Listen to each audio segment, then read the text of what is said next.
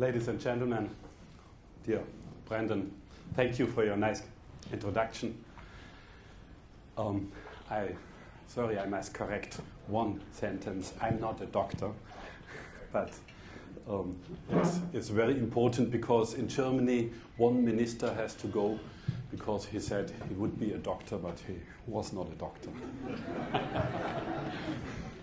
So, therefore, please, ladies and gentlemen, allow me to make some mistakes in my language because I'm not a native speaker. And when I remember to my school time, my teacher told me every time, you never will learn English. So I'm happy now that I can speak to you today. But when you do not understand the one or the other, please interrupt me and tell it to me. So, yes, ladies and gentlemen, the world is facing a lot of crises at the moment. We fear it. In some parts of the world, they are bigger, in other parts, not so big.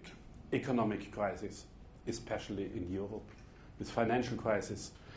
And we have the crisis in climate change, the crisis in peaking oil, in rising oil prices, natural gas prices, coal prices, uranium prices. We see that the fight over these resources is going on. We have wars on oil, on natural gas. We have a lot of poverty increasing. So when we look to the deeps of this crisis, mostly energy is involved in this crisis. And therefore, we have the challenge to switch the energy system in the world completely. Completely from using fossil and nuclear energies to 100% renewables. This is the most important pillar for development in the world that could be a world with a better future.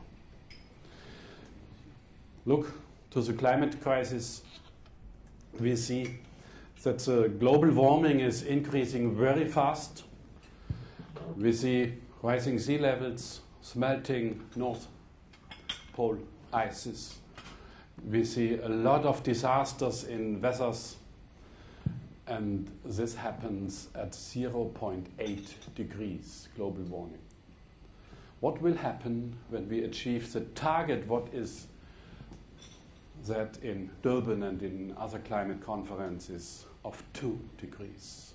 I fear 2 degrees. We should not accept such a target to go more global warming. Our target should be global cooling. Come back to a concentration of CO2 in the atmosphere of 330 parts per million. And I believe this is possible. It is possible when we go to pillars. First is no emission should be allowed anymore. Not only to reduce emissions. Reducing of emission means that more emissions goes to the atmosphere and will rise the climate gases concentration. But zero emission is not enough because we have already a too high concentration of climate gases in the atmosphere. Therefore, we have to take out, at the second pillar, we have to take out the carbon from the atmosphere. And this is possible. It is possible with a new agriculture. An agriculture where the plants take out the carbon from the atmosphere and the plant's waste store it in the soil. This brings more humus to the soil. It makes the soil more fertilizer. We have more results, more yields in agriculture level. We can green the deserts, we can afforest, we have a lot of possibilities. We can go to biological food and fight against diseases in the world, humankind. We have a lot of benefits when we go to such a strategy. 100% renewables, chemistry also, renewable chemistry, and agriculture with taking out carbon from the atmosphere. when we combine it, we must not fear the other crisis, like peak oil. We have seen peak oil is a lot of problems because the oil price is rising and a lot of people do not know how I can serve my car with gasoline in the future. My budget is not so high. We see a lot in Europe in the cold winter at the moment. Oh, what is this wonderful here. Such a summer. We have minus degrees and a lot of snow and the people are sitting in their houses and some of them have not enough money to heat up the houses because the price is so high that they cannot pay it. And this is very serious.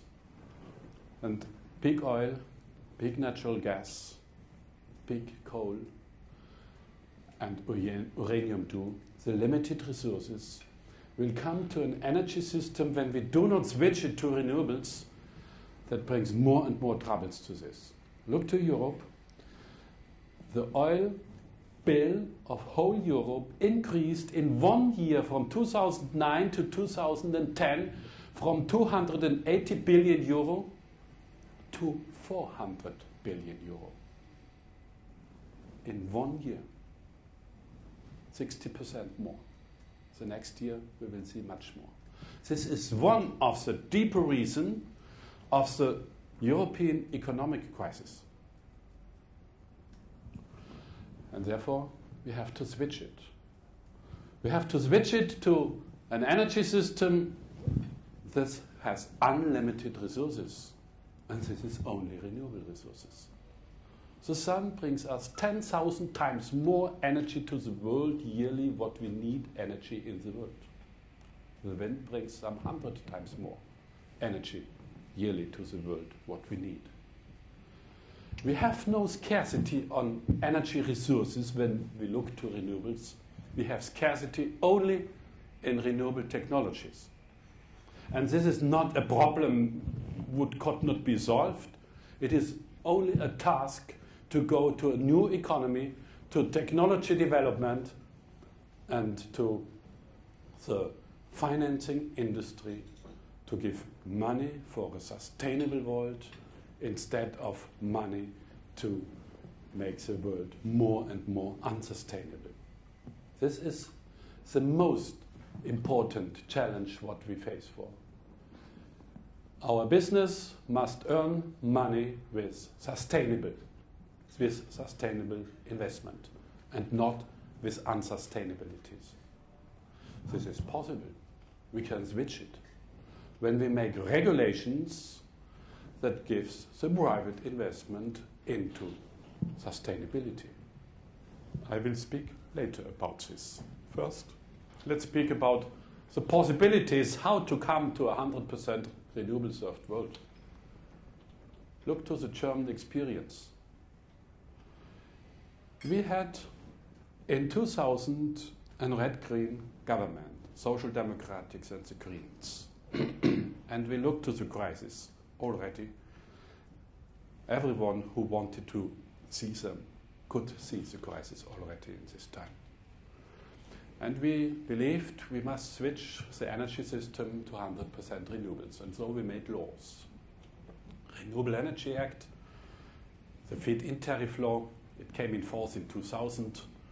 You heard already, I proposed this law, and a lot of my friends followed up this law.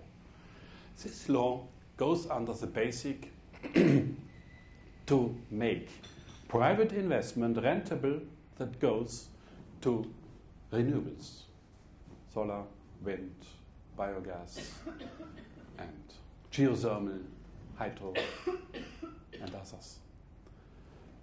All this is important because in the beginning all the new technologies are more expensive than the existing technologies. So we must help them. We must overcome the borders against renewables. And the borders are an economy that is high subsidizing the fossil and nuclear industry. The International Energy Agency in Paris reported that the fossil subsidies worldwide increased in 1 year from 200 billion US dollar till 300 billion US dollar in only 1 year. This means the subsidizing goes with the oil price up, because the most governments want to the energy consumers that they have the same price as in the last year. But with increasing oil prices, it is impossible. So they give more and more tax money, and then they cancel and they ruin their public budgets. We see this everywhere in the world. This is very, very serious. In the meantime, we see the subsidizing of renewables is only 50 billion US dollar. Not so many. Highly subsidized is the fossil and the nuclear sector. So we have to switch this economic system. We have to make more tax for renewables and lower the tax subsidies for fossil and nuclear. Yes, you have a very good decision here in Australia with carbon tax. This is the right way. Completely right. But you should give also more subsidizing, not subsidizing, but also more support for renewables by a feed-in tariff law. You have not yet on a national level a feed-in tariff law. This is a basic, that the private money will come very, very fast to this. But the feed-in tariff law is without tax money, and this must be without tax money. This is very, very important. We spread the money only to the electricity consumers. It is on a few amount, about 10% of the electricity price is going to the feed-in tariff law, to the renewables investors by the electricity price. And we have a discussion about this in Germany. Yes, from them who are the losers in this game, from the coal operators and nuclear operators and others, and they influence medias and the thinking of the politicians and others. But the polls in Germany says 80% of the German people support this more price for renewables because they are the winners of it. The winners are a lot of societies, people who bring the solars on their roof, to come together in the society in local level with wind power and with biogas, the farmers and a lot of other peoples. This is a change in the society by the whole. And not only that the big money goes to some mineral oil companies and coal companies and others. It is possible to change, and we should highlight at the end one report from Stanford University. You know Stanford. Stanford, together with Davis University in California, made a plan for the world to come by 2030 to 100% renewable served. Completely energy system, not only electricity. It is possible on a technology way. It is possible on a financing way. We need only political regulation to do it. That the private money will go to the investment. Yes, we need an investment of about 200,000 billion US dollar. No, sorry, 100,000 billion US dollar, a great sum. But they found out when we do not go to the renewables, we have to pay for the whole energy bill in the world in this 20 years, 200,000 billion US dollar. Double so high as the sum when we do not go to renewables. So switching to solar and to renewables is cheaper than to go on with the conventional energies, only on the bill side. But when you include the external cost, damaging climate change, polluting the oil with oil spills and others, then we see go to renewables is the best way what the world can do. Let's go together. Thank you.